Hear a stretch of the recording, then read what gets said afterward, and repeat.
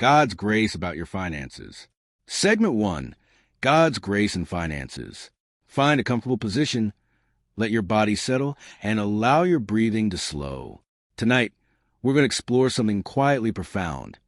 The idea that grace, the same grace that covers our failures and our fears, also extends into the area of our finances, not as a promise of riches, but as a steady, faithful provision, a peace that replaces anxiety, a wisdom that guides every decision. You don't need to hold on to anything right now.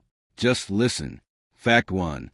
God's grace and finances is defined as the unmerited favor and divine provision that covers our financial shortcomings and supplies all of our needs. Unmerited, that word is worth sitting with for a moment. It means you didn't earn it. You don't have to deserve it. Grace, by its very nature, arrives not because of what you've done, but because of who God is. And that grace, that same abundant, unconditional grace, reaches into your bank account, your bills, your worries about the future, and it says, I am here. This isn't about becoming wealthy. It isn't a guarantee of comfort or luxury. It is something far quieter and far more lasting than that. It is the assurance that you are not alone in your financial life, that there is a divine hand at work even in the most ordinary transactions of your day.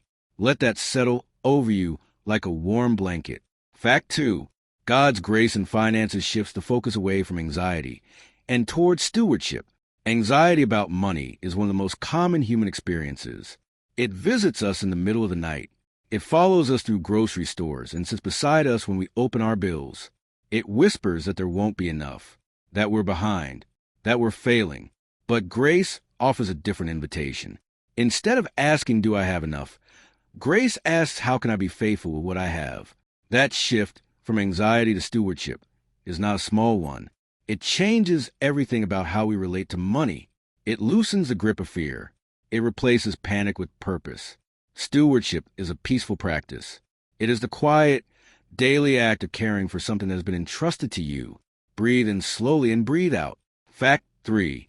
Jesus, in taking on human poverty, opened a way for grace to bring financial provision into the lives of believers.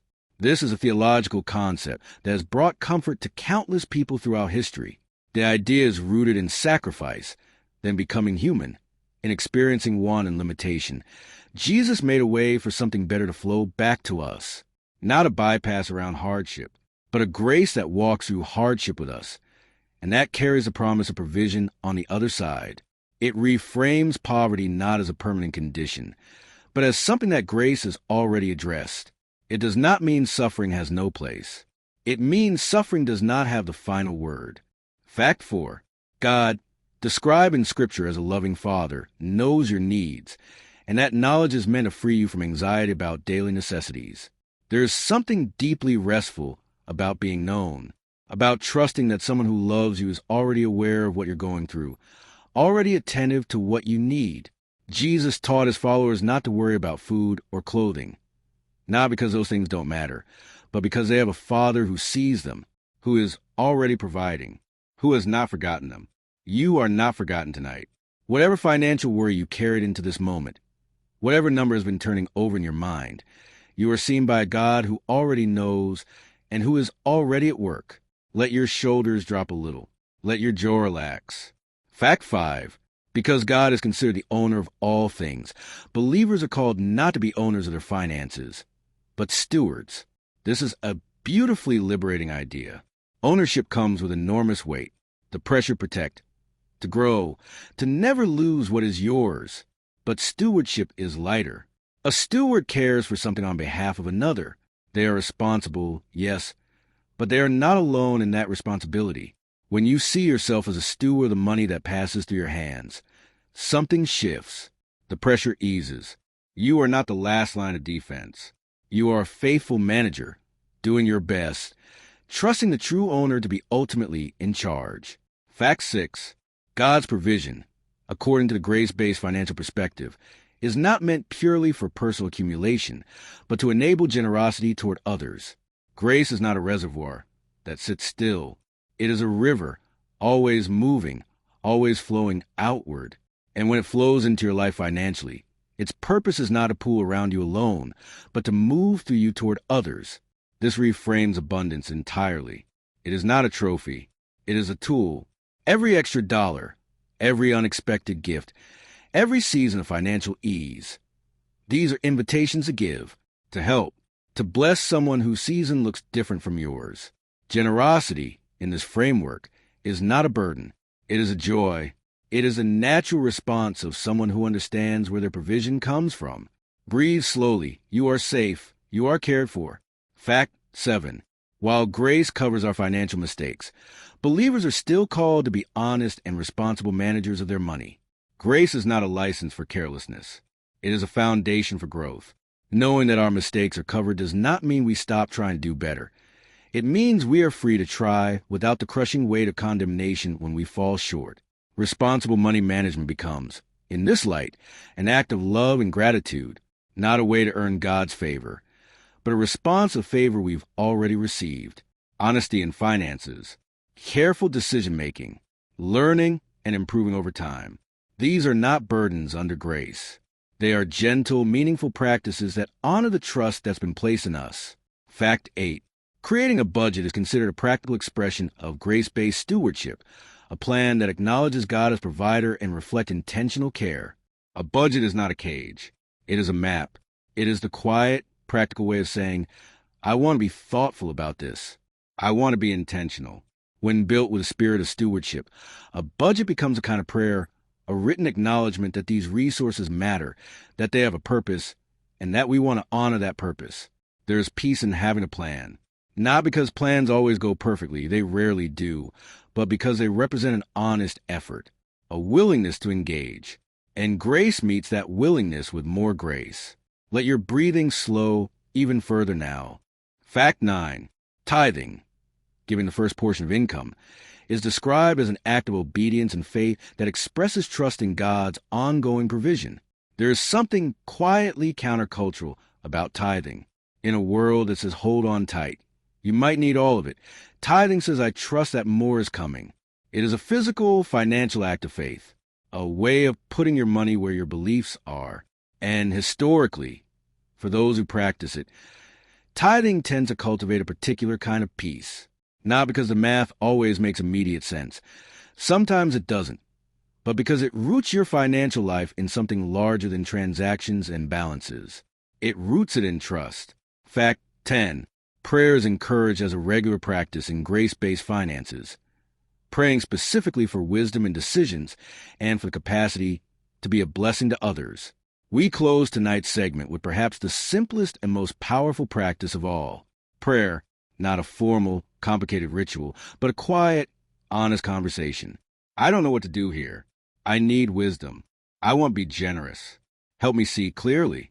Financial decisions, large and small, can be brought to prayer.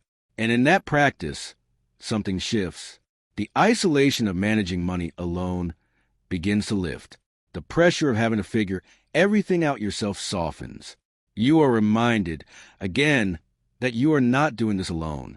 And on that note, let everything go for tonight. The facts will still be there tomorrow. The wisdom will come. The provision is already on its way. For now, there is nothing to do but rest. Let your eyes stay closed, your body heavy and warm, and allow sleep to come slowly, gently like grace itself. Segment 2, Creating Value, Avoiding Debt, and Embracing Stewardship. Welcome back. If you're still here, still listening, that's enough. You don't need to be doing anything else right now. There's nowhere to be, nothing to solve, just this quiet space, this gentle voice, and a few ideas worth carrying into your dreams. Tonight's segment is about something deeply practical and deeply peaceful. It's about the idea that your skills, your effort, your daily choices about money, these are not separate from your spiritual life. They are woven into it. Grace doesn't just live in the grand moments. It lives in your budget spreadsheet, in the invoice you send, in the debt you decide not to take on, in the lesson you choose to learn. So get comfortable. Let your body settle into whatever is supporting it right now. And just listen. Fact 1. God owns everything, and grace helps you manage resources wisely rather than simply hold on to them. We touched on stewardship in our last segment, but it's worth returning to because this idea has a way of quietly dismantling one of our deepest financial anxieties, the fear of losing what we have. When ownership feels like everything, loss feels catastrophic. Every dip in income, every unexpected expense, every season of financial thinness feels like a personal failure, like something essential is being taken from you. But stewardship reframes all of that. If God is the owner, then your role is not to accumulate and protect at all costs. It is simply to manage well, with care and faithfulness, for as long as the resources are in your hands. And when they shift, as resources always do, you are not diminished. You were never the owner to begin with. There is an extraordinary lightness in that, a release. Try letting it settle over you right now. The quiet permission to hold things loosely, to manage with care, and to trust the true owner with the outcome. Breathe in and slowly out. Fact 2. Grace empowers diligence. Skills, product, and services are often the vehicle for God's blessing, not passive, effortless money. There's a beautiful moment in the Gospels where Peter, an experienced fisherman, has fished all night and caught nothing. He's tired. He's frustrated. He's ready to give up. And then Jesus tells him to cast his net one more time, on the other side of the boat. Peter could have refused. He could have said, I know fishing. I've been doing this my whole life. I know there are no fish here. But he didn't. He obeyed. And the catch was so large it nearly sank the boat. The miracle didn't arrive instead of Peter's skill and effort. It arrived through them. The boat, the net, the years of experience, all of it became the vessel for something supernatural. Your skills are like that. The thing you're learning, the service you're developing, the product you're building. These are not separate from God's provision. They may be the very form that provision takes. Grace rarely bypasses your effort. More often, it multiplies it. Fact 3.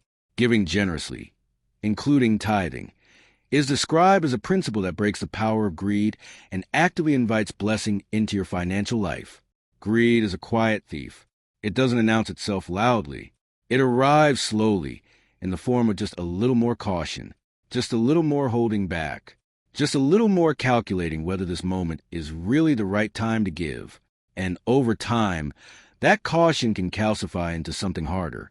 A closed fist, a heart that has quietly decided that self-protection matters more than generosity. Giving, regular, intentional, faithful giving, is the antidote, not because it manipulates God into rewarding you, but because it does something in you. It keeps your hands open. It reminds you, again and again, that you are not the source. It breaks the cycle of fear that greed feeds on. Generosity is an act of courage, and according to this principle, it is also an act that creates space, spiritually, practically, financially, for more to flow in. Let your hands relax now, open and loose at your sides. Fact 4. Proactively learning to create a product or provide a service is described as a foundational biblical pathway to financial growth. The Bible is full of workers, farmers and tent makers, fishermen and builders, women who plant vineyards and trade in fine linen. The Proverbs 31 woman, often held up as a model character, is also, notably, an entrepreneur. She evaluates fields. She makes purchases. She creates things of value and sells them. There is no shame in the biblical narrative around learning a skill and being compensated for it. Quite the opposite. Diligence and craftsmanship are celebrated. The person who develops their abilities and offers them in service to others is walking a path that Scripture repeatedly honors. So if you're in the process of learning something new, a trade, a technique, a service you want to offer, that is not a small or incidental thing. It is a deeply biblical act. It is you participating in the ancient, dignified work of creating value for others. Rest in that for a moment. Your learning matters. Fact 5. Debt is described as a form of bondage, and grace guides believers away from it, because financial freedom enables a fuller, freer life. The borrower, says the book of Proverbs, is slave to the lender.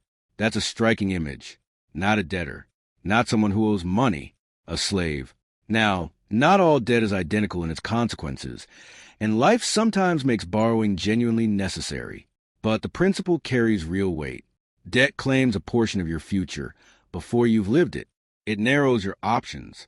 It applies pressure that doesn't lift until the balance reaches zero. And in that pressure, choices that would otherwise be free, where to work, how to give, what risks to take, become constrained. Grace, in this framework, gently steers you toward freedom, toward building slowly, carefully within your means, toward the quiet dignity of owing no one anything beyond love. It's not always a fast path, but it is a free one. Breathe slowly. Your body is heavy and warm. Fact 6. Faith does not eliminate the need for wise budgeting, careful planning, and keeping accurate records. Wisdom is a necessary companion to trust. There's a version of faith that uses spirituality as a reason to avoid the hard, practical work of managing money, that sees budgets as a lack of trust or planning as a failure to rely on God. But that is not the picture Scripture paints. Joseph, when he interpreted Pharaoh's dream about 7 years of plenty followed by 7 years of famine, didn't say, "Don't worry, God will provide." He said, "Here's a plan. Store a fifth of the harvest every year. Build reserves. Be ready." Faith and wisdom are not opposites. They are partners. Trusting God for provision and carefully tracking where your money goes are not contradictions. They are two parts of the same faithful response. A budget is an act of wisdom. A record of your finances is an act of wisdom. And wisdom, Proverbs reminds us, is one of the most valuable things a person can pursue. Fact 7. Relying on God's grace for contentment helps reduce anxiety, curb overspending, and prevents the trap of living beyond your means. We live in a world that is extraordinarily skilled at making us feel like we don't have enough. Every advertisement, every curated social media feed, every conversation about someone else's new car or vacation or kitchen renovation, all of it quietly whispers, "You're behind. You need more." Contentment is the quiet rebellion against that whisper. It is a practiced, deliberate choice to look at what you have and say, "This is enough for today." Paul, writing from prison, said he had learned the secret of contentment, in plenty and in want, in comfort and in hardship. It was something he had to learn. It didn't come automatically. Contentment is a discipline, cultivated over time, rooted in conviction that your worth is not measured by your possessions, and your security is not found in your balance. That kind of contentment doesn't just bring peace. It quietly protects your finances from impulse, from comparison, from the subtle pressure to spend your way into a life that looks better on the outside. Let go of wanting more tonight, just for now, just for this moment. Fact 8. To build wealth quickly and ethically, proactive skill development, focused effort, and continuous improvement is far more reliable than waiting for miraculous windfalls. This is a gentle, important reality check wrapped in grace.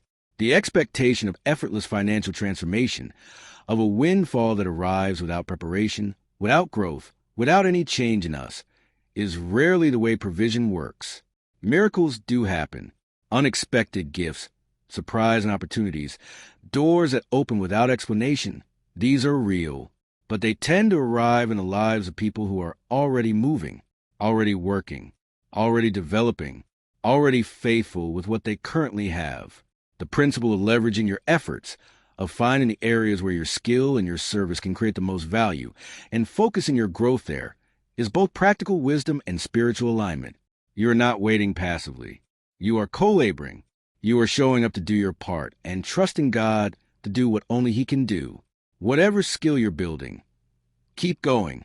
Small, steady progress is not nothing. It is everything. Fact 9.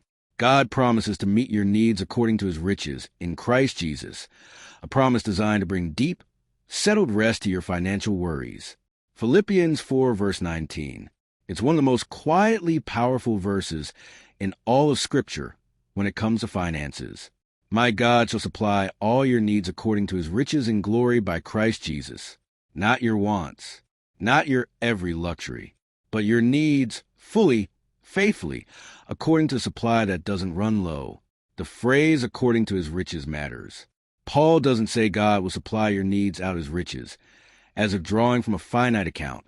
He says according to them, meaning the scale of provision matches the scale of the resource. And that resource is infinite.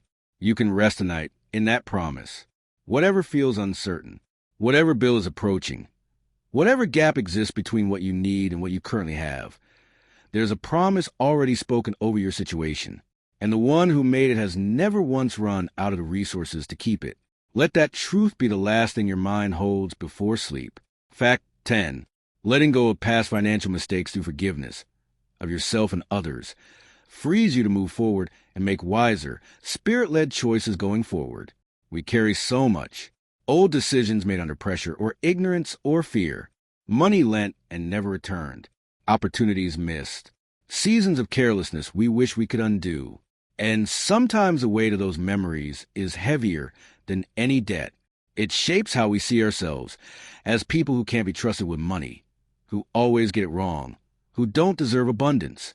Forgiveness breaks that narrative, not by pretending the mistakes didn't happen, but by refusing to let them define the future. Grace says that was then. This is now. You are not your worst financial decision. You are a person being made new. Forgiving yourself is not weakness. It is one of the most courageous and practical things you can do for your financial life.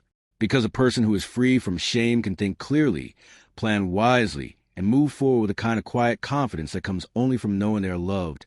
Fully, freely, and without condition. Release it now. Whatever you've been holding, let it go. You've done enough today. You've carried enough. And tonight, as sleep comes to meet you, let grace come with it, covering the mistakes, quieting the anxieties, and reminding you gently that tomorrow is a new day, full of new possibility, held in the hands of God who has never stopped providing. Rest now. Segment 3. Faith-centered facts about God's grace and finances. You made it back. However you arrived at this moment, whether you've been winding down for a while or you just close your eyes for the first time tonight, you are welcome here. There is nothing required of you right now. No performance, no productivity, just rest and the quiet company of ideas that are worth carrying gently into sleep. Tonight we're going to sit with something that runs like a thread through everything we've explored so far. The idea that obedience, real, trusting daily obedience, is itself an act of faith. That when you apply these financial principles, you aren't just making smarter money decisions. You are demonstrating, in one of the most practical areas of your life, that you trust the God who made you. That's not a small thing. It's actually one of the most profound things a person can do. So settle in, let your breathing slow, and let these 10 facts wash over you like something gentle and true. Fact 1. God's grace is your ultimate source, not your income, not your effort, not the economy. Philippians 4 verse 19 is a verse worth returning to again and again, because it has a way of cutting to the noise of financial anxiety with remarkable precision. My God shall supply all your needs according to his riches and glory by Christ Jesus. Not your employer, not your investments, not the market conditions of whatever year you happen to be living through. God, the ultimate source, the one who owns the cattle on 1,000 hills, who feeds the sparrows, who clothes the wildflowers in a beauty that no human designer can match. This doesn't mean effort is meaningless. We've already established that grace works through diligence, through skill, through faithful labor. But effort is a channel, not the source. And there's a world of difference between those two things. When your job is the source, losing it is catastrophic. When your income is the source, a pay cut is terrifying. But when God is the source, those things, as difficult as they are, do not have the final word. The source remains. The provision continues. The river doesn't stop flowing because the pipe changed shape. Let your mind release whatever financial worry has been quietly gripping tonight. The source has not changed. Fact 2. Grace frees you from fear about money, because trust in God replaces anxiety with peace. In Matthew 6, Jesus delivers what might be the most direct teaching on financial anxiety in all of Scripture. He points to the birds of the air. They don't plant, they don't harvest, they don't store in barns, and yet they are fed. He points to the wildflowers. They don't labor or spin thread, and yet they are clothed in glory. And then he asks a question that is both gentle and searching. Are you not much more valuable than they? The argument Jesus is making is not that planning is foolish or that effort doesn't matter. It's that worry is unnecessary. That the same God who tends to the smallest, most overlooked creature in the natural world is also tending to you, is aware of your situation, has not forgotten your name. Fear about money is exhausting.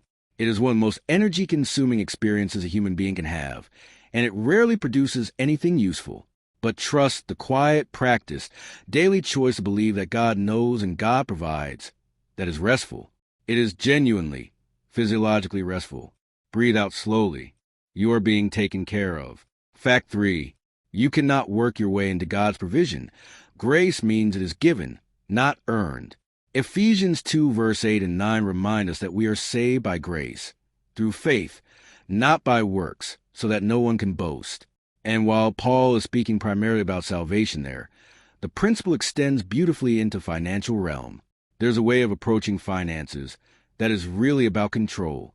If I work hard enough, save perfectly enough, plan carefully enough, then I will have security.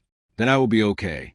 And while diligence and planning genuinely matter, the belief that our financial safety ultimately rests on our own effort is an exhausting and ultimately fragile foundation. Grace interrupts that logic. It says, there is a dimension of provision that you simply cannot manufacture, that is not accessed by striving but by receiving, by opening your hands instead of clenching them, by acknowledging that some things, the best things, are gifts. This doesn't produce passivity. It produces a different kind of action. You work, you plan, you learn, but from a place of rest rather than desperation, from gratitude rather than fear. You are not your financial output. You are a recipient of grace. Fact 4. God's grace doesn't just meet your needs. It enables you to give freely and abundantly to others. 2 Corinthians 9 verse 8 says that God is able to make all grace abound toward you, so that in all things, all times, having all that you need, you will abound in every good work. Read that again slowly. All grace, all things, all times, all that you need, every good work. The scope of that promise is breathtaking. It is not a narrow, barely sufficient provision. It is an overflowing one, given specifically so that you have enough not just for yourself, but to pour out onto others. Generosity, then, is not the result of having more than you need by accident. It is the intended design. God's grace flowing in so that grace can flow out. A cycle of giving and receiving that is one of the most beautiful patterns in the entire biblical narrative. When you give, you are not depleting something. You are participating in a flow that God Himself initiated and sustains. Rest in the generosity of that design tonight. Fact 5. Financial blessings are not always material. Grace may show up as peace, contentment, wisdom, or provision that cannot be measured in dollars. 1 Timothy 6 verse 6 carries one of the most quietly radical statements in all of Paul's letters. Godliness with contentment is great gain. Great gain. Not modest gain. Not acceptable gain. Great gain. And yet it costs nothing that the financial markets can measure. It cannot be deposited or invested or withdrawn. It is not a number on a screen. Contentment is a form of wealth that the world's financial system has no category for, and yet the person who possesses it is genuinely richer, in every way that matters most, than the anxious millionaire who can never quite accumulate enough. Peace is a blessing. Clarity of mind is a blessing. Freedom from the relentless pressure of wanting more. That is a blessing of extraordinary value. When you look at your life and find yourself asking whether God is providing, remember to count these things. They are real. They are grace. And they may be worth more than any paycheck. What non-material blessing are you carrying tonight that you haven't stopped to be grateful for? Let that question settle softly as you breathe. Fact 6.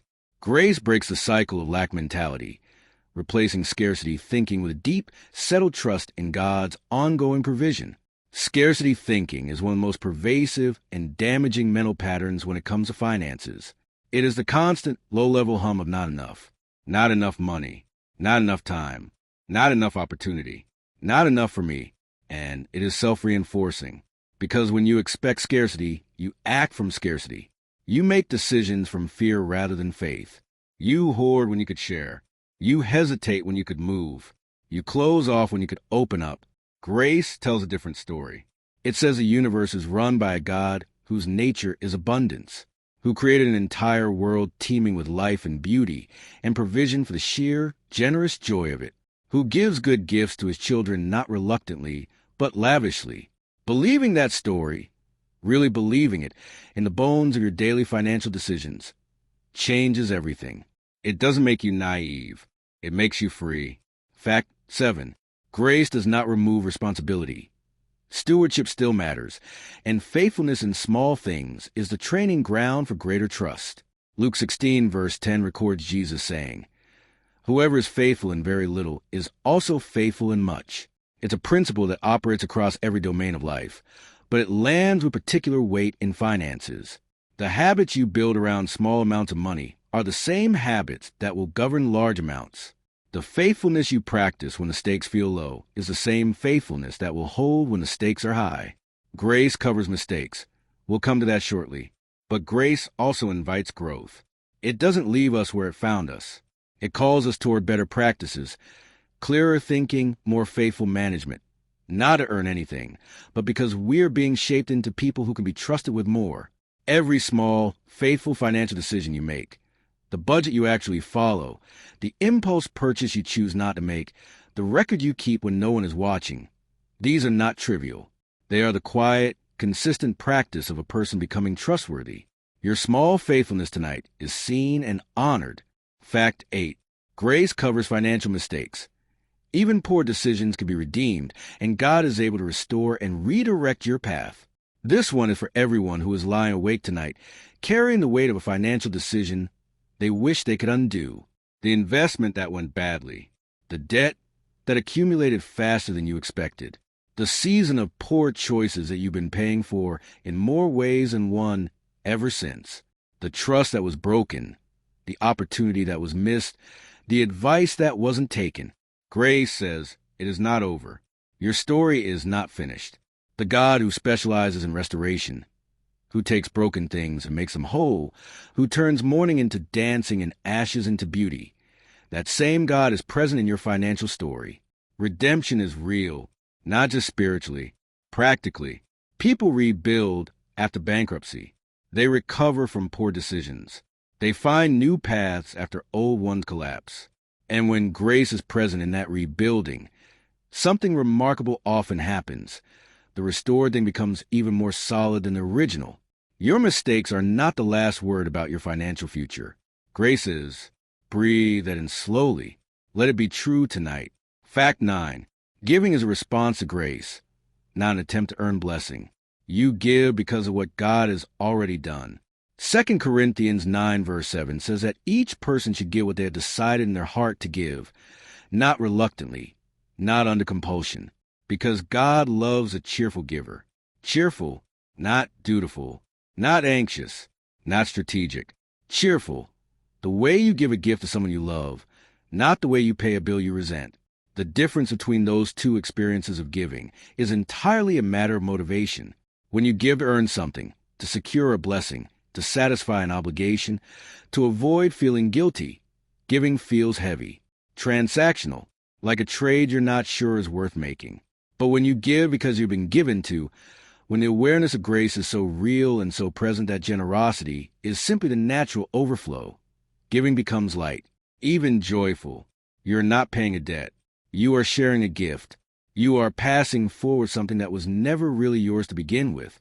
That is the kind of giving that transforms both the giver and the receiver. Let your heart be soft and open tonight. That is the soil generosity grows in. Fact 10. Grace ultimately points us toward eternal riches, reminding us that financial security is temporary, but what God offers lasts forever. Matthew 6 verse 19 through 21. Do not store up for yourselves treasures on earth, where moth and rust destroy, and where thieves break in and steal.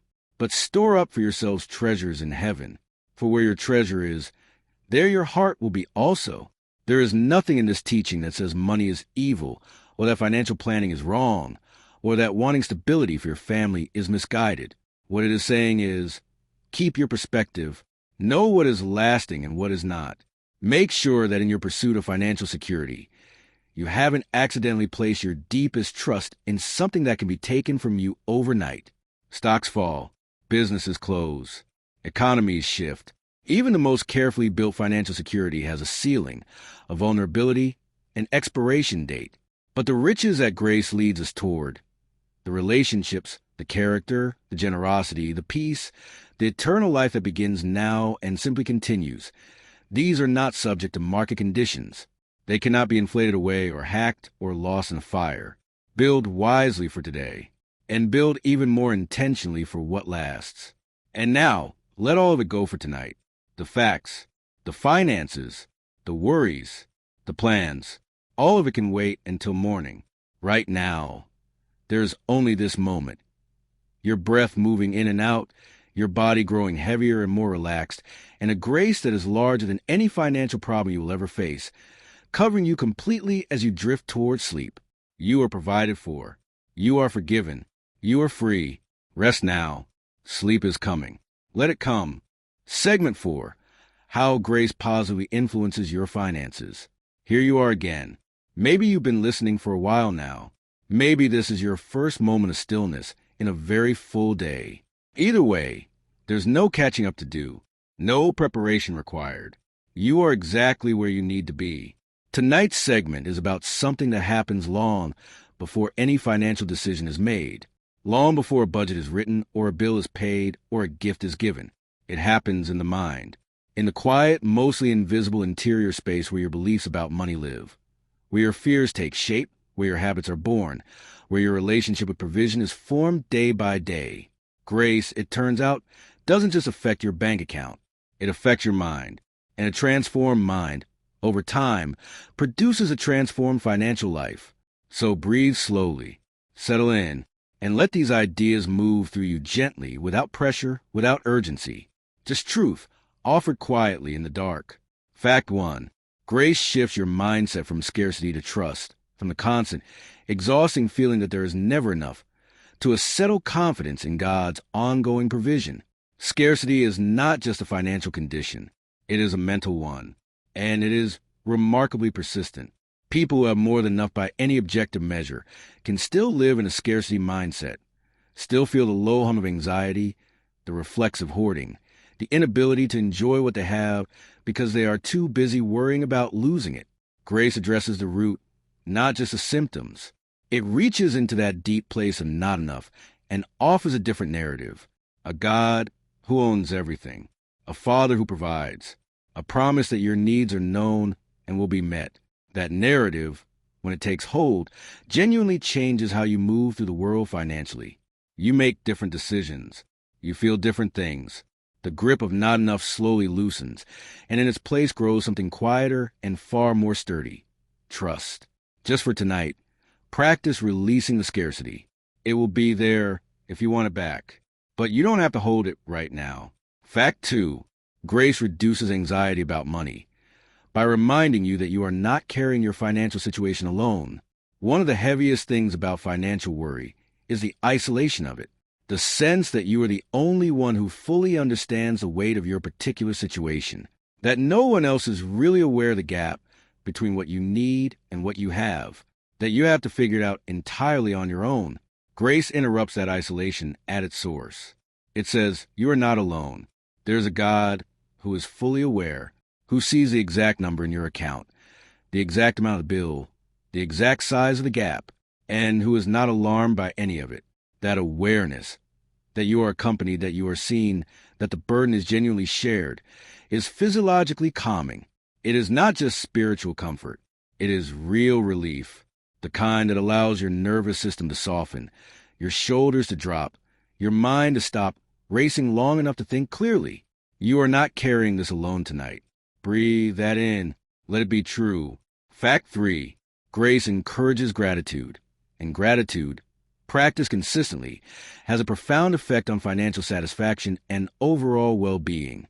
There's a growing body of research that confirms what Scripture has always taught. Gratitude changes us, not just emotionally, but neurologically, practically. People who practice regular gratitude report higher levels of satisfaction with what they have, lower levels of envy and comparison, and a reduced tendency toward impulsive or compensatory spending. Grace is the soil that gratitude grows in. When you understand that everything you have is a gift, not a right, not simply the result of your own effort, but a gift, gratitude becomes a natural response. And that gratitude has a way of making what you already feel like enough. Not because your circumstances have changed, but because you have.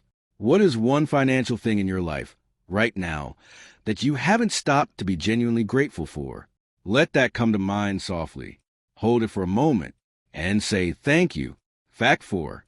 Grace helps you avoid the trap of comparison, the exhausting habit of measuring your financial life against the wealth or lifestyle of others. Comparison is one of the most quietly destructive forces in financial life. It moves the goalposts constantly. It ensures that no level of achievement ever feels like enough, because there is always someone ahead of you on whatever metric you've chosen to measure yourself by. And in the modern world, comparison has never been easier or more relentless. Every scroll through a social feed is an invitation to compare their home, their vacation, their car, their apparent ease and abundance. Grace offers a way out, not by pretending those things don't exist, but by rooting your sense of security and worth in something that cannot be compared. Your value is not relative. It is not determined by where you rank. It is fixed, declared, unconditional, the same for the person with less than you and the person with more. When you know your worth is settled, comparison loses its power. You can look at someone else's abundance and genuinely celebrate it, because their having more does not mean you have less of what actually matters. Fact 5. Grace promotes contentment. And contentment is one of the most practical financial tools available to any person. We've touched on contentment before, but it deserves its own moment here, because its practical financial implications are so significant and so underappreciated. A contented person spends less, not because they are forcing themselves to do without, but because they genuinely feel satisfied with what they have. They are not filling an emotional gap with purchases. They are not buying identity or managing anxiety through retail. They are not trying to create through spending what they already feel inside. Contentment, in other words, is not just a spiritual virtue. It is a budget strategy. It is a savings plan. It is the most effective form of financial discipline available, not because it is imposed from the outside, but because it grows from the inside out, and it is cultivated through grace, through the daily practice of receiving what you have as enough, through trust, through gratitude, through the quiet conviction that you are provided for, and that today's portion is today's sufficient portion. Let your body feel that sufficiency right now. Warm, still, enough. Fact 6. Grace strengthens discipline, not through willpower alone, but by aligning your daily financial actions with something larger and more lasting than immediate desire. Discipline built on willpower is fragile. It works until it doesn't, until the temptation is strong enough, the day is long enough, the emotional tank is empty enough, and then it collapses.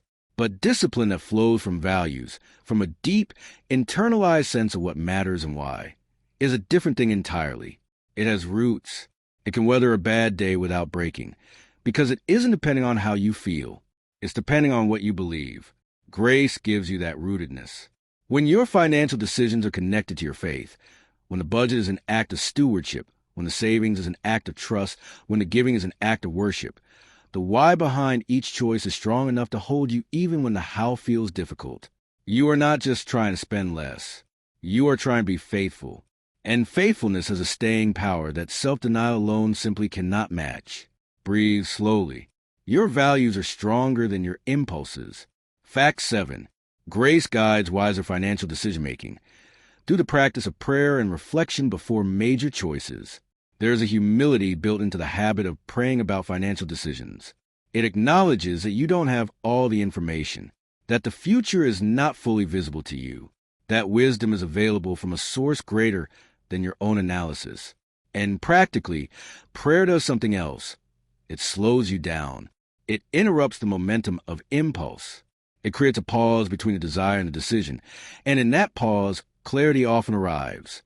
The thing that seemed urgent no longer feels so urgent.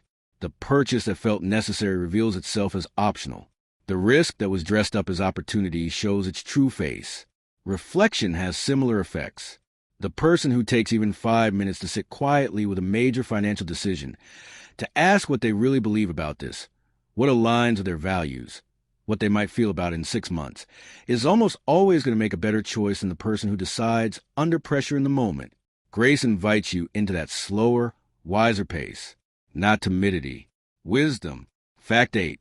Grace helps you recover emotionally from financial mistakes, providing the inner stability needed to assess what happened, learn from it, and move forward.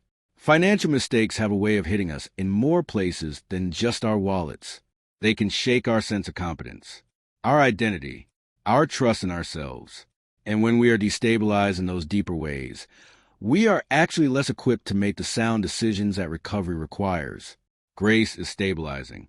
It reminds you that one bad decision does not define you, that your identity is not built on your financial track record, that the same God who was with you before the mistake is with you after it, and that restoration is genuinely possible.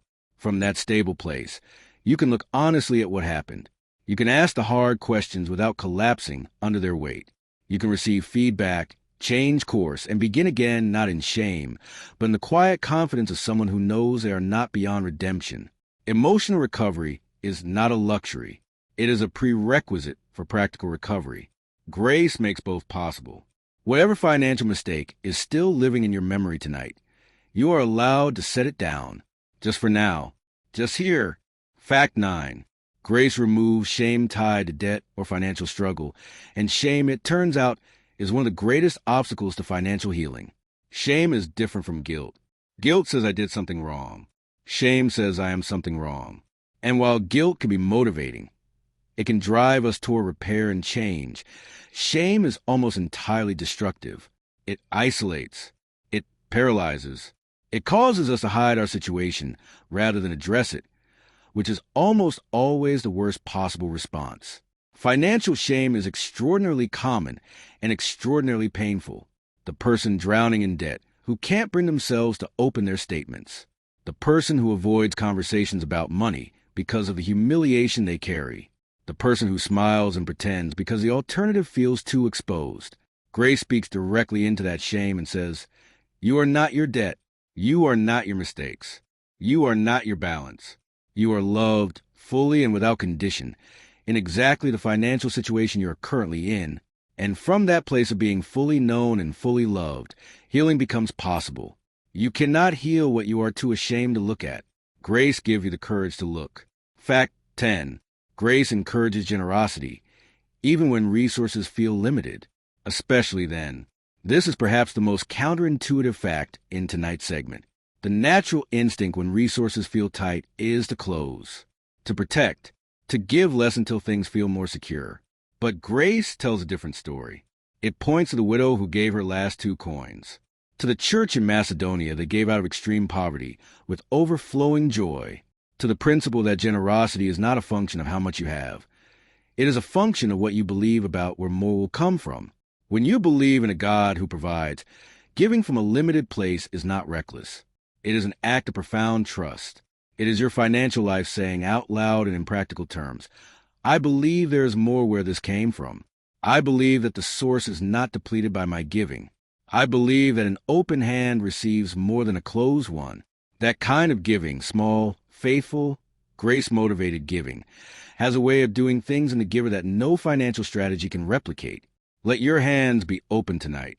Even here, even now, 10 facts, 10 quiet invitations to let grace reshape the way your mind relates to money. You don't have to implement all of it tonight. You don't have to have it figured out by morning. You just have to rest and let these seeds sit in the soil of your heart while you sleep. They'll still be there when you wake up. And so will the grace. Let sleep come now. You've done enough. You are enough. Rest. Segment 5. How grace positively influences your finances. Still here. Good. Let your body sink a little deeper into wherever you're resting right now. There's no need to hold anything up. The pillow is there. The surface beneath you is solid. You are supported. In our last segment, we explored how grace transforms the mind, how it replaces scarcity with trust, anxiety with peace, comparison with contentment. Tonight we go a little deeper, into character, into the slower, quieter work that grace does in a person over time, the kind that can't be rushed, can't be manufactured, but that produces something in your financial life that no strategy alone ever could. These are the facts that are less about what you do with money, and more about who you become as you walk with grace through the financial seasons of your life. Let's begin. Fact 11. Grace fosters humility, and humility protects you from one of the most dangerous traps of financial success, pride. There is a particular vulnerability that comes with financial achievement. When things go well, when the business grows, when the investment pays off, when the promotion arrives, it is remarkably easy to quietly begin believing that it was all you, your intelligence, your work ethic, your superior choices, and pride in that fertile soil grows quickly. It stops you from seeking advice. It makes you overconfident in future decisions. It closes you off from the input and wisdom of others. And history is full of financially successful people who were undone not by bad luck, but by the arrogance that success quietly cultivated in them. Grace is the antidote, not because it dismisses your effort, your work mattered, your choices counted, but because it keeps the full picture in view. You had abilities you didn't give yourself. You had opportunities you didn't manufacture. You had timing you didn't control. Grace was present in every element of your success, and acknowledging that keeps you humble enough to remain wise. Humility is not weakness. In financial life, it is one of the most protective forces available. Fact 12. Grace builds patience, the capacity to wait, with trust rather than anxiety, for financial breakthroughs that haven't arrived yet. Patience is not passive. It is not simply waiting and hoping and doing nothing. It is the active, faithful choice to keep being diligent, keep being generous, keep being wise, even when the results are not yet visible, even when the season is long, even when it would be easier to give up or give in. Financial breakthroughs rarely arrive on our preferred timeline. The business takes longer to become profitable than projected. The debt payoff takes years, not months. The career advancement requires more patience than expected. And in that gap between the effort and the outcome, grace is what sustains you. It says, the timeline is not yours to control. Your faithfulness is. Keep doing the right thing. Keep trusting. Keep going. The breakthrough may be closer than it appears. And even if it isn't, you are being formed in the waiting in ways that will matter more than the outcome. Patience, shaped by grace, is never wasted. Breathe slowly. Whatever you are waiting for, you are not forgotten in the waiting. Fact 13. Grace inspires stewardship, the responsible, thoughtful, intentional management of every resource entrusted to you. We return to stewardship again because it is that central. It is the organizing principle of a grace-based financial life. And each time we return to it, there is something new to notice. Tonight, notice the word inspired, not compelled, not guilt, not pressured, inspired. Grace doesn't drive you toward responsible money management with fear. It draws you there with gratitude, with the recognition that what you have been given is worth caring for, that the God who entrusted these resources to you deserves a faithful manager. Inspiration is a different kind of motivation than obligation. It produces different results. The person who manages their money carefully because they are afraid of the consequences is operating from a very different place than the person who manages their money carefully because they understand what an honor it is to be trusted with it. Grace produces the second kind of steward, and that steward, motivated by love and gratitude rather than fear, is the one most likely to be trusted with more. Fact 14. Grace reminds you that your worth is not tied to your net worth, that your value as a person is completely independent of your financial position. This fact sounds simple. It may be one of the hardest to actually believe. We live in a world that is extraordinarily skilled at conflating financial success with personal value. The language we use gives it away. We speak of people being worth a certain amount of money, as if a dollar figure could capture anything true about a human being. We admire wealth and question poverty in ways that are mostly unconscious but deeply formative. And so the lie takes root that the person with more is somehow more worthy of respect, more successful as a human being, more valuable to the world. Grace dismantles that lie entirely. Your value was established before you earned a single dollar. It was declared over you before you had any financial history at all. It is not a fluctuating number. It is fixed, settled, and entirely independent of your bank balance. You are not more lovable when you're financially comfortable. You are not less valuable when you're struggling. Your worth is not a financial metric. It never was. Let that be true for you tonight. However your finances look right now, you are worth exactly the same as you have always been. Fact 15. Grace helps you forgive yourself for past financial failures. And self-forgiveness is the essential first step toward a better financial future. We carry our money mistakes in ways we often don't fully acknowledge. They live in us as low-level shame, as a reluctance to try again, as a quiet conviction that we are just not good with money and never will be. They inform our identity in ways that feel like facts, but are actually just old stories that haven't been updated yet. Grace offers a new story, not one that pretends the failures didn't happen, they did, and there may be consequences still being worked through, but one that refuses to let the failures be the final definition. You made the best decisions you could with the information, the maturity, and the circumstances you had at the time. Some of those decisions were poor ones. That is true. And it is also true that you are not the same person you were then. Growth has happened. Understanding has deepened. And grace has been present through all of it, patient and persistent and entirely unwilling to give up on you. Forgive yourself, not as a luxury, as a necessity. The next chapter of your financial life depends on it. Let the old story go tonight. It no longer serves you. Fact 16. Grace promotes ethical earning and spending, aligning your financial habits with integrity, honesty, and care for others. How you earn money matters. How you spend it matters. Grace doesn't just care about whether you have enough. It cares about the manner in which you pursue and use what you have. Ethical earning means doing your work with honesty and excellence, not cutting corners, not taking advantage, not building your financial life on something that requires someone else to be diminished or deceived. Ethical spending means asking, at least occasionally, whether your purchasing choices align with what you say you believe, whether the companies you support reflect the values you hold, whether your consumption habits are congruent with your convictions about care for the world and for others. None of this needs to be paralyzing or exhaustive, but grace invites a certain attentiveness, a willingness to let your values have a voice in your financial decisions, not just your preferences and your convenience. The financial life that emerges from that attentiveness is not just more ethical, it is more coherent, more peaceful, more integrated with who you are actually trying to be. Fact 17. Grace deepens trust during uncertain financial seasons, providing an anchor when circumstances are unstable and the way forward is unclear. Uncertainty is one of the hardest financial experiences to navigate, not the crisis itself, difficult as that is, but the not knowing, the period when you don't yet know how things will turn out, when the outcome is genuinely unclear and the anxiety of the gap is at its most intense. Grace is particularly precious in those seasons, not because it removes the uncertainty, it often doesn't, but because it provides something to hold on to while the uncertainty resolves. An anchor that doesn't shift with the circumstances, a source of peace that doesn't depend on knowing the outcome. Trust, in those seasons, is not naivety. It is not pretending everything is fine. It is a hard-won, clear-eyed decision to believe that God is present and faithful even when the evidence is not yet visible, that the story is not over. That provision has a way of arriving in the last chapter that wasn't visible in the middle ones. Uncertainty is temporary. The God who holds you in it is not.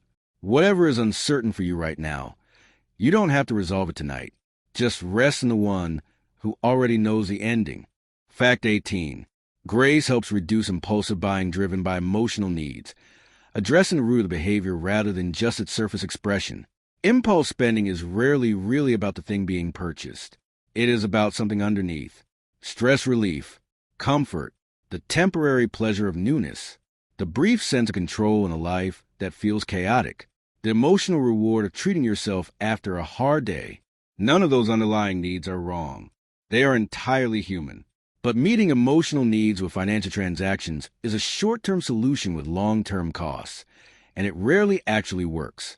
The purchase arrives, the brief pleasure passes, and the underlying need remains. Grace addresses the root.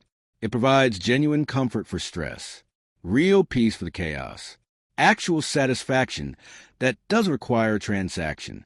When you are regularly drawing on grace, through prayer, through reflection, through community, through gratitude, the emotional hunger that drives impulsive spending is quietly, consistently being fed at its actual source. You don't need to buy what you actually need. You need to receive it. Breathe in slowly. What you actually need is already here. Fact 19. Grace encourages long-term thinking, the capacity to choose future well-being over present gratification, grounded in a sense of purpose larger than the moment. Short-term thinking is the natural default. The brain is wired to weight present rewards more heavily than future ones. The pleasure of the purchase today feels more real than the security of the savings account in 10 years. But grace expands the time horizon. When your financial life is oriented around something larger than your own immediate comfort, around stewardship, around legacy, around generosity that will outlast you, the future begins to feel as real and as motivating as the present.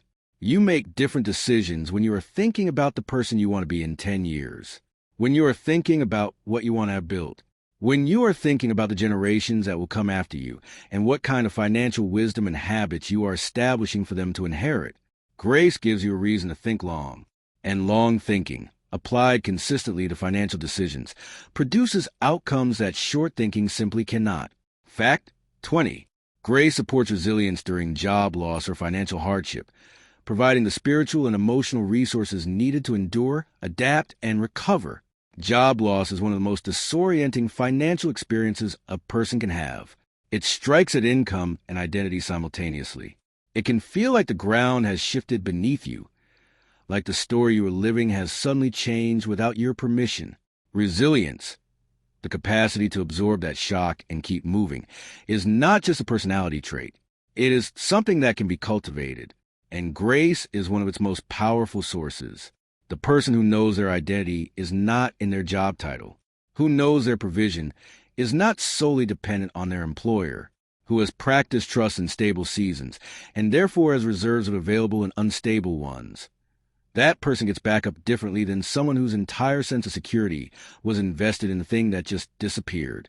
Grace doesn't make hardship painless, but it makes it survivable. And more than survivable, it makes it formative. Some of the most profound financial wisdom in the world has been forged in seasons of loss. You can get through this. Grace has gotten people through worse. And with that truth resting gently over you, let yourself stop for the night. 10 more facts. 10 more quiet truths about who you are becoming as grace does its slow, faithful work in you. You don't have to carry any of it actively right now. Just let it settle. Your body is heavy. Your breathing is slow. The room is quiet.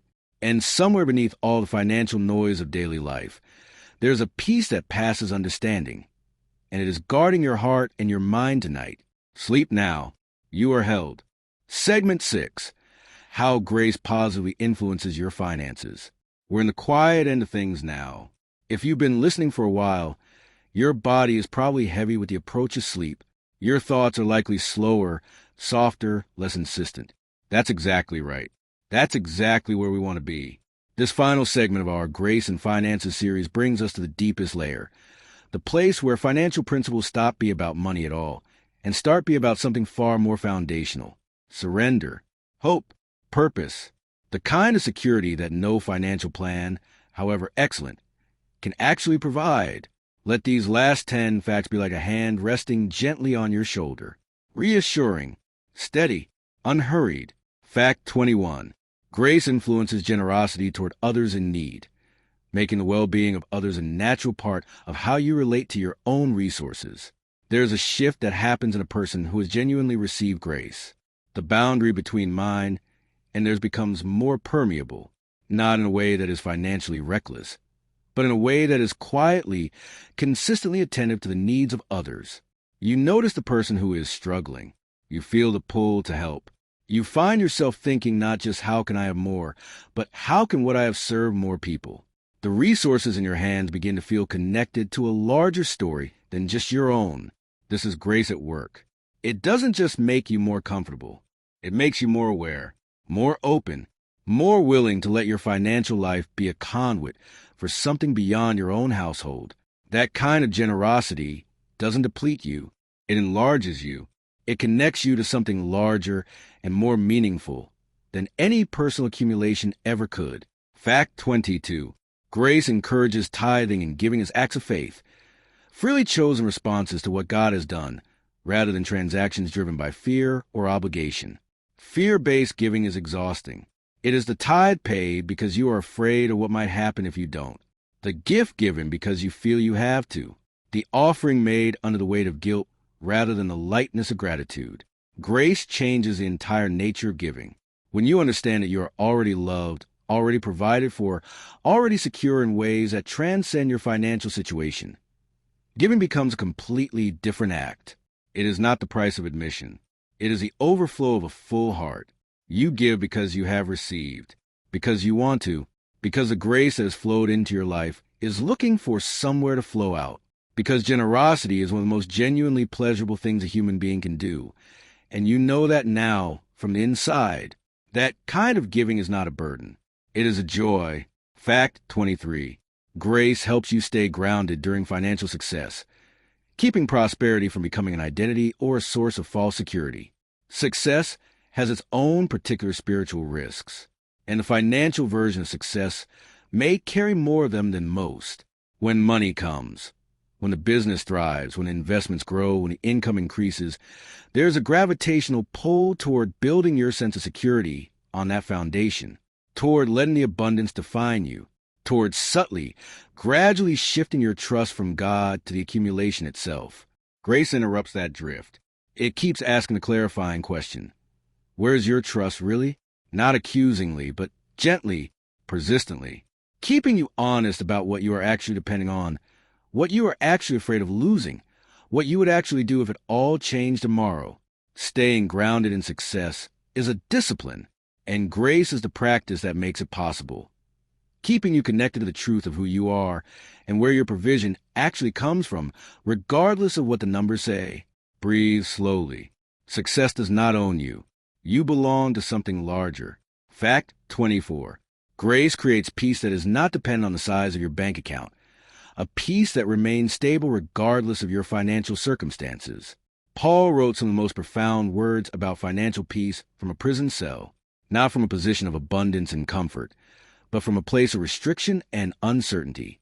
And yet the peace he described was real, palpable, something that he said passed all understanding. That is not the peace the world offers. The peace the world offers is contingent. It arrives when the account reaches a certain balance, when the debt is gone, when the future feels sufficiently secure. And it leaves when those conditions change. But the peace that grace provides has a different foundation entirely. It is rooted not in circumstances, but in relationship, in the unshakable conviction that you are held, that you are known, that the God who holds all things is attentive to your situation and faithful to his promises. That peace can exist in the middle of financial difficulty. It can coexist with uncertainty. It can be present on the hardest financial day of your life.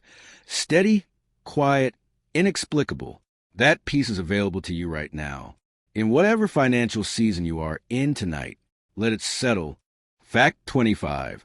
Grace promotes balance, a wise, sustainable rhythm between saving, spending, and giving that reflects both wisdom and generosity. Balance is often the least dramatic and most undervalued financial virtue. It doesn't make for exciting headlines.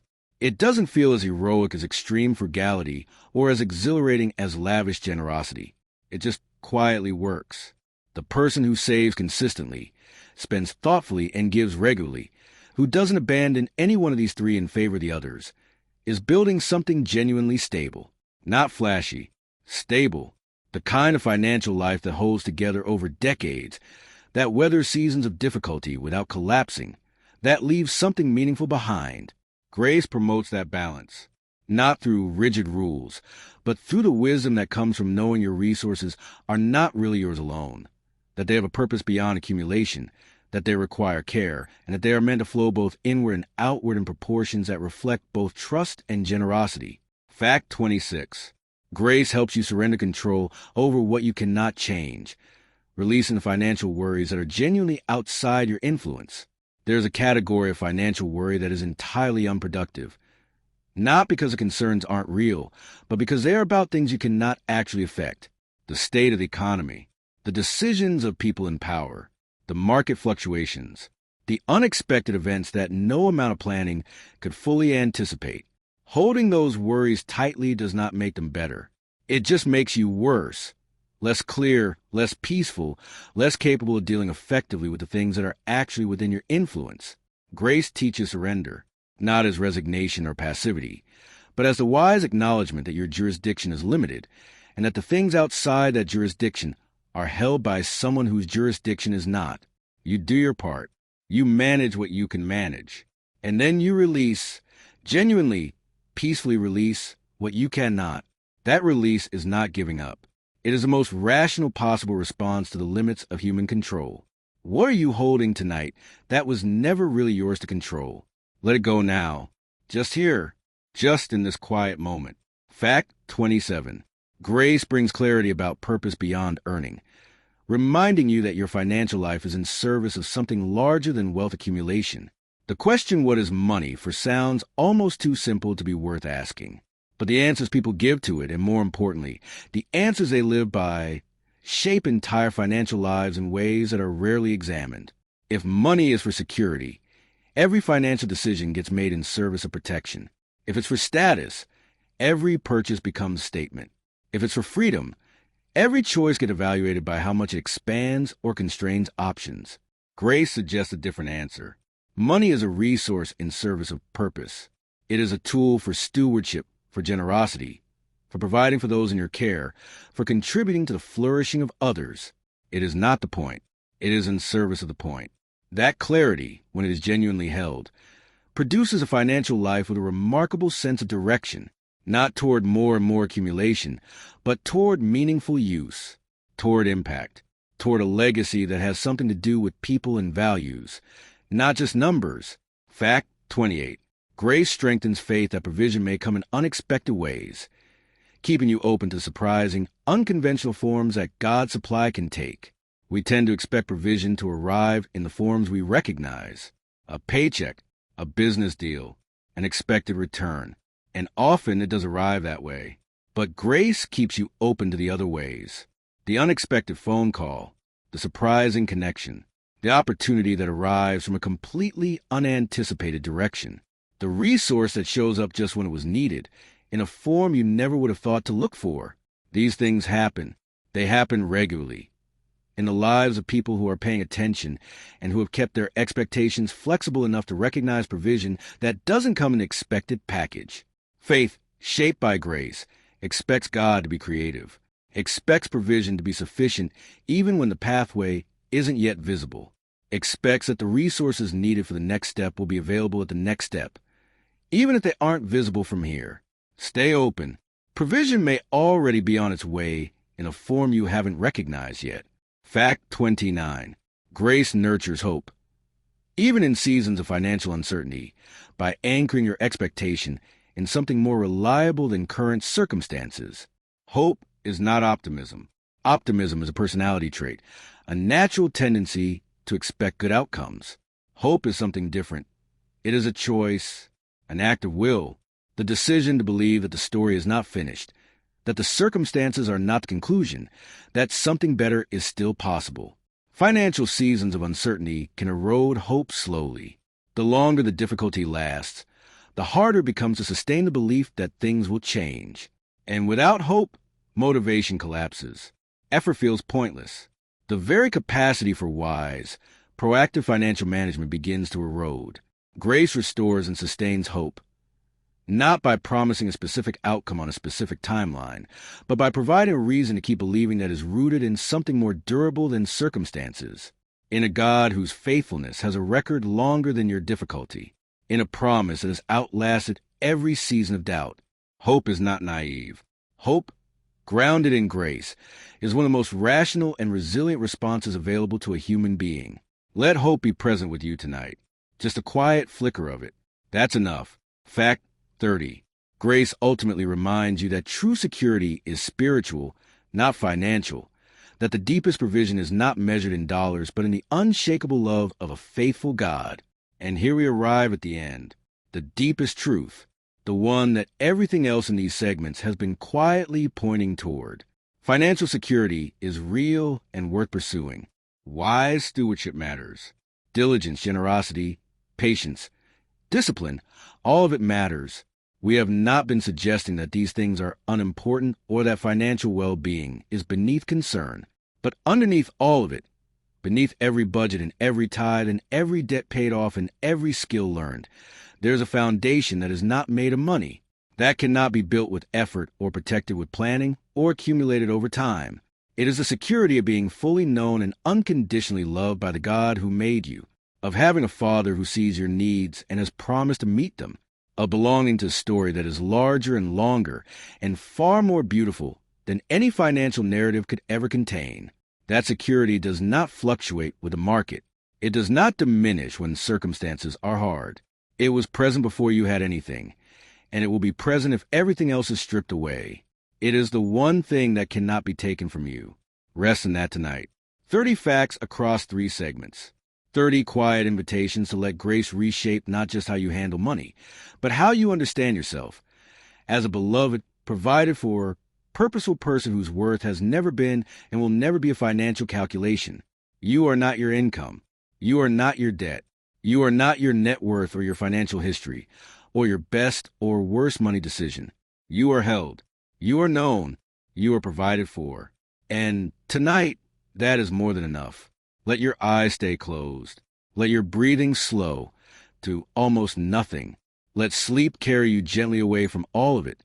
The worries, the plans, the numbers, and into the deep, restful quiet where grace has always been waiting. Good night. Segment 7. Understanding God's Grace and Finances. Welcome back to the quiet. However this day treated you, whatever it asked of you, whatever it took, you made it here, to this still place, to this unhurried voice, to a few minutes of something slow and true before sleep carries you away. Tonight, we return to a theme that runs like a river through everything we've explored so far. Grace. Specifically, the way grace, that unearned, undeserved, inexhaustible favor of God, intersect with the most practical, everyday dimension of our lives, our finances, our resources, our relationship with provision. These 10 facts are not complicated. They don't require anything of you tonight. They are simply true, quietly, reliably, permanently true, and they are worth letting settle into the deeper layers of your thinking as you drift towards sleep. So breathe out whatever today was. Let your body go heavy, and just listen. Fact 1. Grace is unearned provision. Financial blessings are not always tied to effort, because grace means receiving what you did not work for and could not manufacture on your own. We are conditioned from a very early age to believe that outcomes are proportional to effort. Work hard, get results. Earn your keep, pull your weight. The equation feels clean and fair and logical, and effort does matter. We have said that throughout these segments, and it remains true. Diligence is honored. Skill development is worthwhile. Faithful labor is a biblical virtue. But grace introduces a category that sits outside that equation entirely. The opportunity that arrives without explanation. The connection that opens a door you never could have knocked on yourself. The resource that shows up precisely when it was needed, from a direction you never would have anticipated. The favor that settles on your work and multiplies it beyond what the effort alone could account for. These things are real. They happen, and they are not random. They are grace. The fingerprints of a God who provides not only through your effort, but sometimes in spite of its limitations. Not only when you've earned it, but freely, generously, because that is simply who He is. Have you received something recently that you know you didn't fully earn? Let gratitude for that arrive quietly right now. Fact 2. Grace shifts your mindset from scarcity to abundance, moving you from anxious calculation to the open, trusting belief that God can provide beyond what you can currently see. The scarcity mindset is not always dramatic. It doesn't always announce itself as fear or panic. More often it is subtle, a quiet reluctance to give, a tendency to hold back, a low-level monitoring of resources that never quite shuts off, an inability to fully enjoy what you have because you are too aware of how quickly it could be gone. Abundance thinking, rooted in grace rather than naivety, is different. It is not the belief that you will always have more than enough in material terms. It is the belief that the source behind your provision is not limited, that God's supply is not subject to the same constraints as your bank balance, that the story of your financial life is being written by someone whose resources are not running low. That belief, when it is genuinely internalized, changes how you move through financial life. It opens your hands. It calms your calculations. It makes generosity feel natural and worry feel less mandatory. And it grows through practice. through choosing, again and again, to believe in abundance even when the circumstances are whispering scarcity. Breathe in slowly. The source is not run dry. Fact 3. Provision does not always look like money. Grace may show up as opportunity, wisdom, favor, or relationship that changes everything. This fact is worth pausing on because it can genuinely expand how you recognize what you have already received. The mentor who invests time in you, that is provision. The unexpected connection that leads to a job, a contract, a collaboration, that is provision. The moment of clarity that arrives when you needed wisdom and didn't know where to find it, that is provision.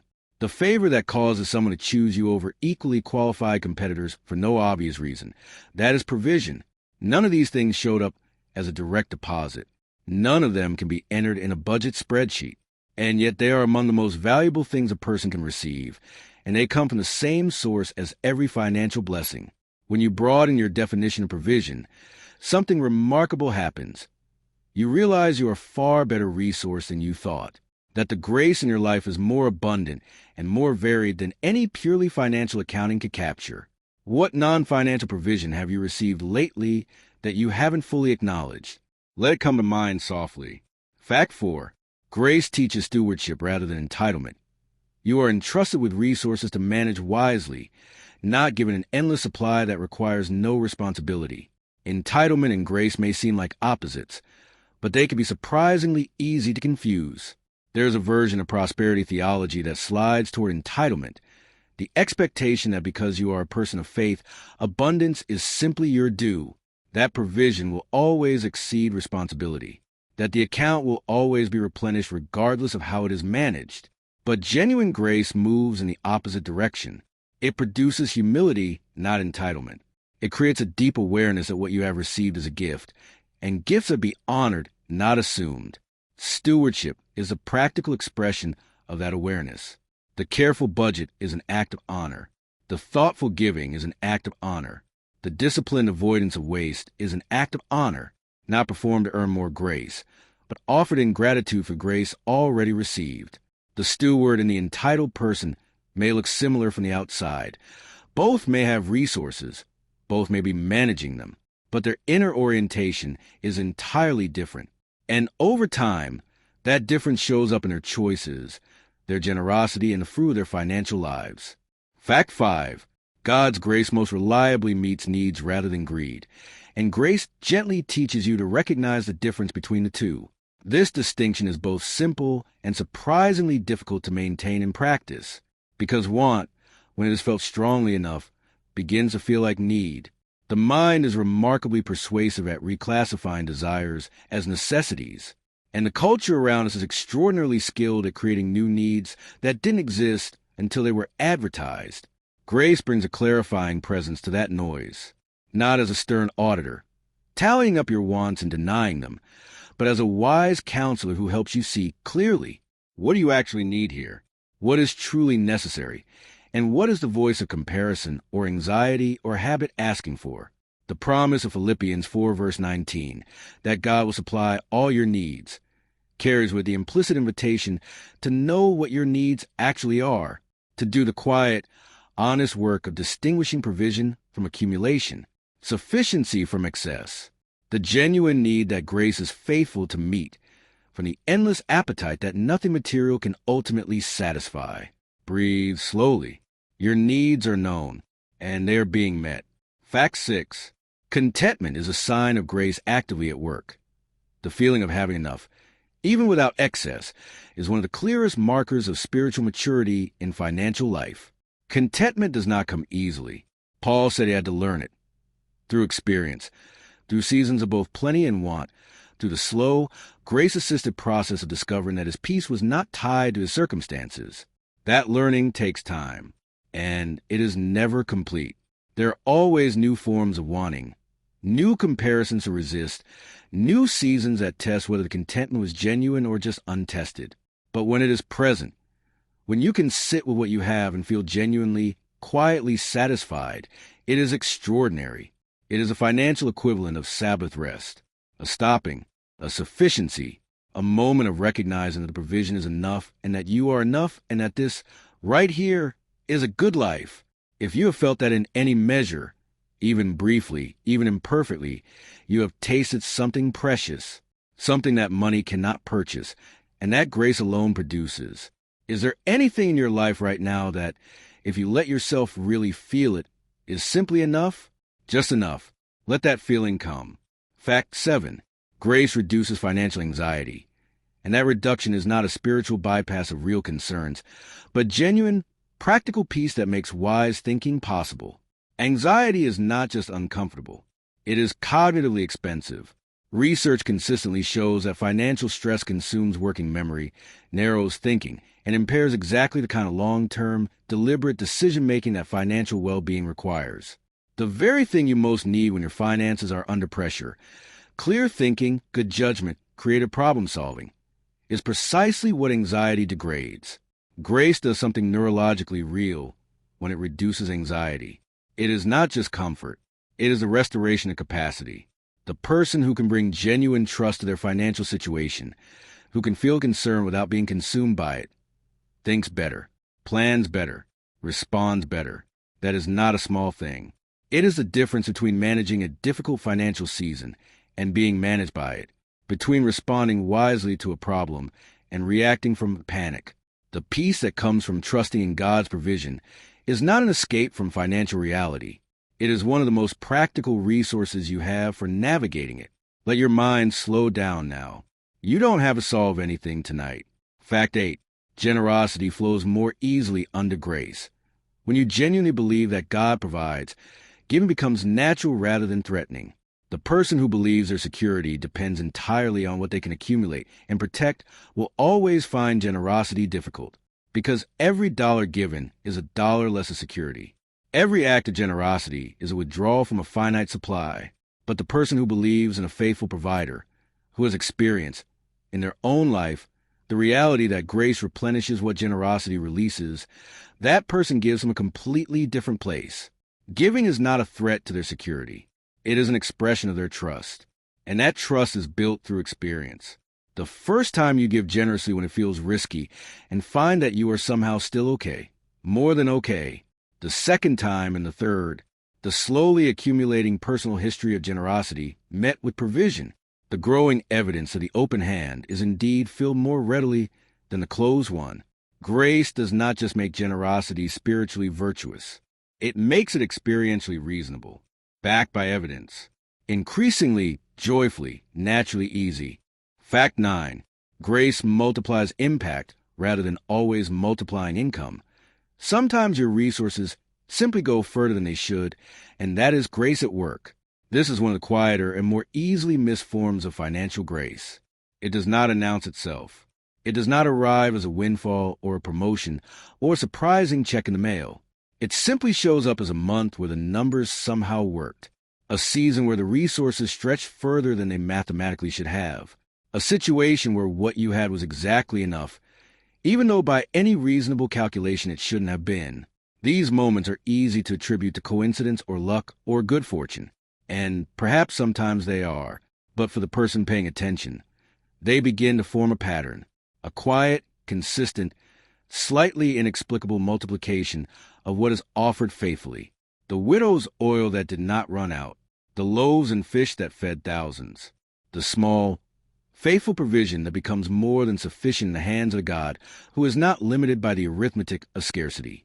Your resources may be more elastic than you think. When grace is doing the counting, have you experienced a season where things went further than expected? Let the memory of that be a comfort tonight. Fact 10. Obedience and grace most often work together. Aligning yourself with financial guidance like budgeting, giving, and wise planning positions you in a natural flow of how grace moves. And here, at the close of this segment, we arrive at the truth that ties everything together. The truth that, in many ways, is the heartbeat of this entire video. Grace is not passive. It is not a force that works independently of us, regardless of our choices and our posture. It works most fully, most freely, most visibly in the lives of people who are aligned with it, who are moving in the same direction, who are making choices, however imperfectly, however gradually, that reflect trust and obedience in the values that grace itself promotes. Budgeting is obedience. Giving is obedience. Learning skills and working diligently is obedience. Avoiding debt is obedience.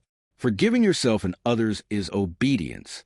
Every practical financial principle we have explored in these segments is a form of alignment, a way of positioning yourself in the current of grace rather than swimming against it.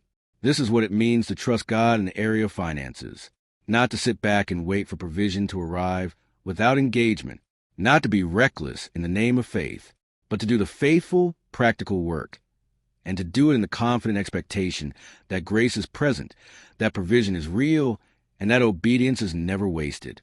Your financial life is a spiritual life. Every budget line is a statement of trust.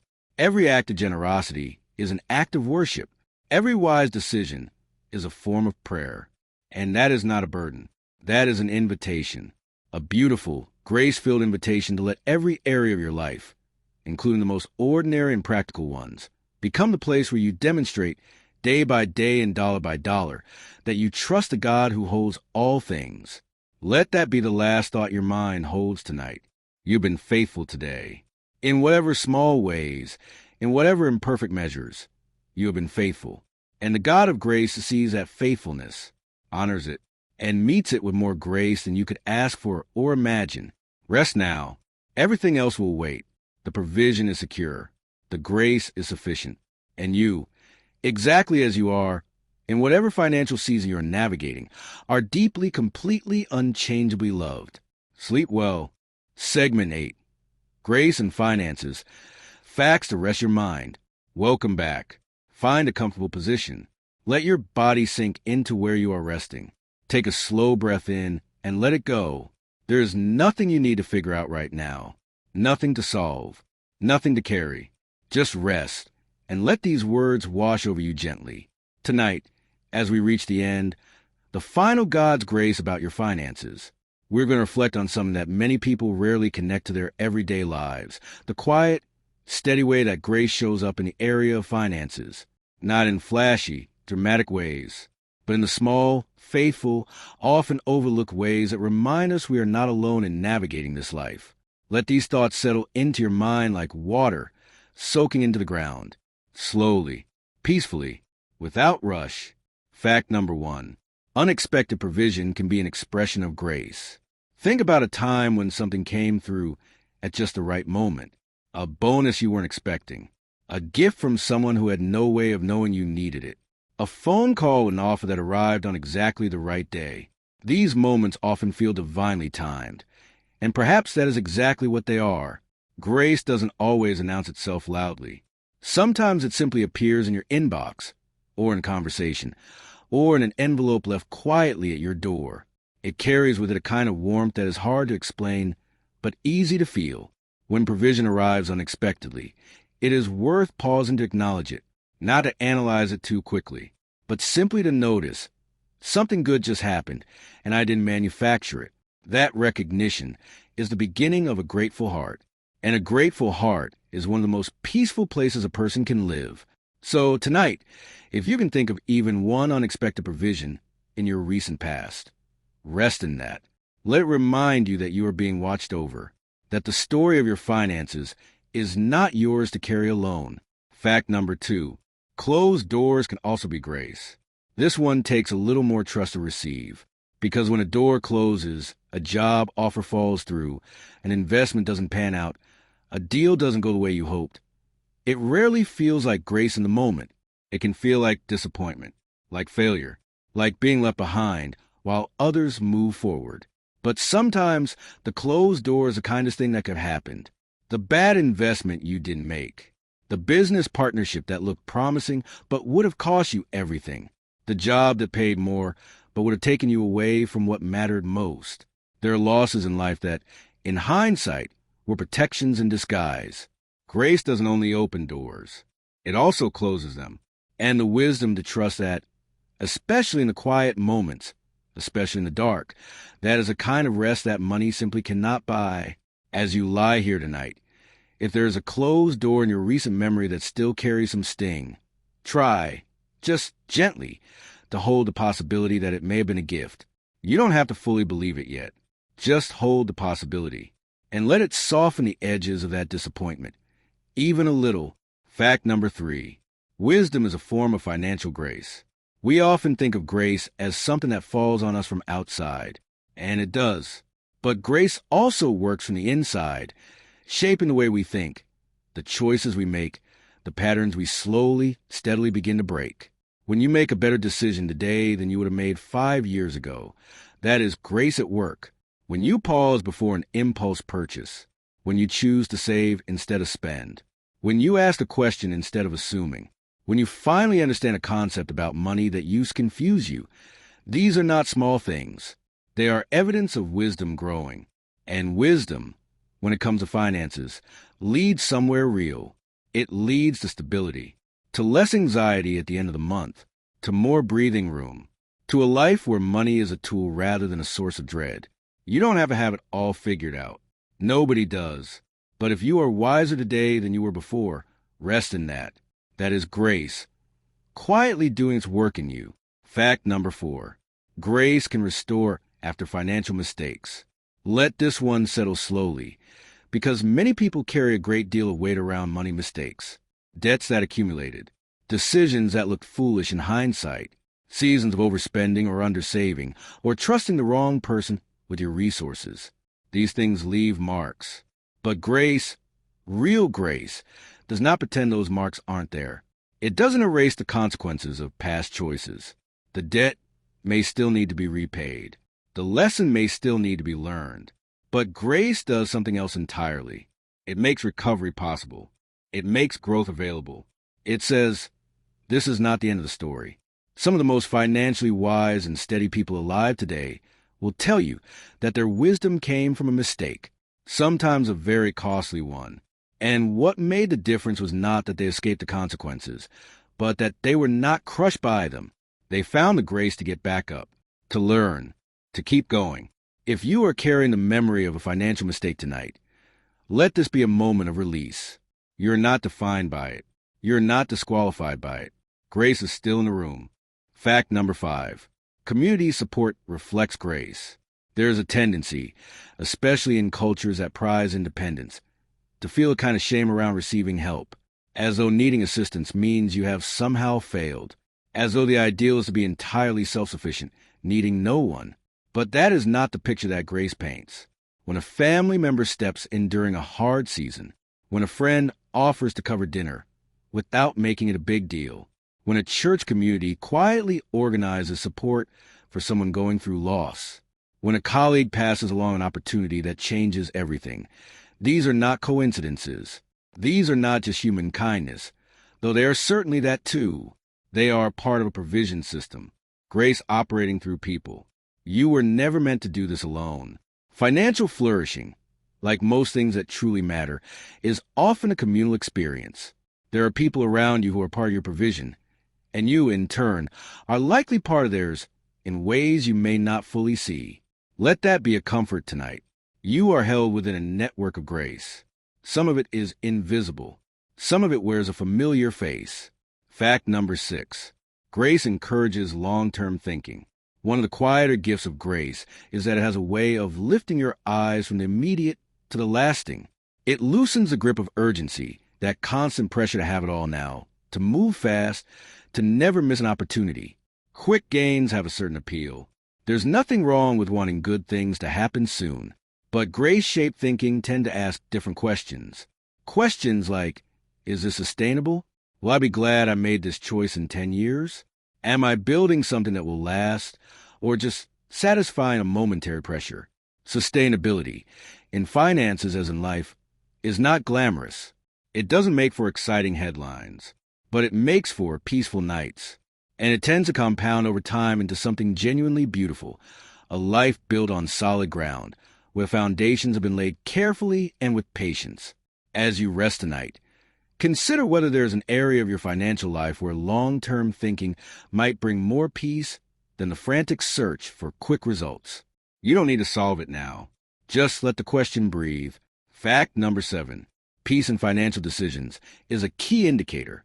Grace often comes with clarity and calm, not pressure. This is one of the most practical things you can know. When a financial decision feels urgent, rushed, pressured, when someone is pushing you to decide right now, when anxiety spikes and the logic starts to blur, that absence of peace is worth paying attention to. Not every pressure decision is wrong, but the pressure itself is a signal worth pausing for. On the other hand, when you make a financial decision and feel a quiet settling, a sense that this is right, that this aligns, that you can move forward without dread, that peace is worth trusting. It doesn't mean nothing will be hard, but it means you are moving in the right direction. Grace doesn't typically manipulate. It doesn't use fear as a sales tool.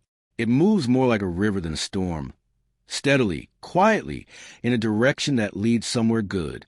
Fact number 8. Grace breaks the cycle of comparison. When you stop measuring your finances against others, something releases in you.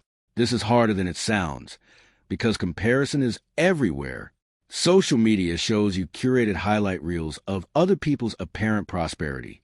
Conversations are filled with subtle signals about who is what. The pressure to keep up is relentless. But grace interrupts all of that with simple, steady truth. Your story is not their story. Your provision is not measured by their provision. What God is doing in your life cannot be evaluated on a grid built for someone else's journey. When comparison loosens its grip, you begin to see more clearly what you actually have. And you begin to make decisions based on your real life, your real needs, your real values, rather than the anxious pursuit of matching what someone else seems to possess. That kind of freedom is quiet, but it is profound, and it tends to lead to far better financial decisions than comparison ever could. Fact number 9. Grace redefines success beyond money. True wealth, when viewed through the lens of grace, includes things that cannot be deposited in an account. Purpose, the sense that your life has meaning and direction. Peace, the ability to rest without dread, to move through your days without constant financial anxiety. Relationships, the people around you who matter, who know you, who are woven into the texture of your daily life. None of these things show up in a net worth calculation, but they are wealth in the deepest sense. And grace has a way of helping you see them, of making you rich in the ways that matter most, even in seasons when the numbers don't reflect abundance.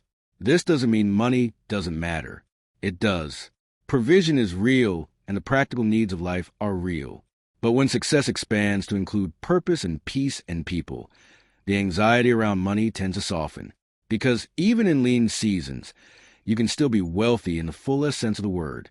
Fact number 10. Gratitude unlocks awareness of grace.